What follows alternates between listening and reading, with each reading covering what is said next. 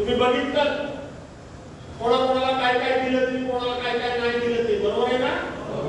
जे न बिन मुलाय महिमा त्याला म्हणतात, तू मान न मान मैं त्याला महिमा, ते आता एवढं बसले आम्हाला निमंत्रण पण नाही शपथविधीचं. काय लक्षात आलं की नाही तुमच्या?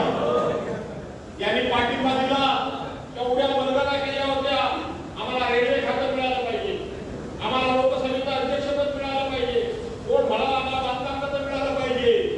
दिलं ते घे, नाही तर जा.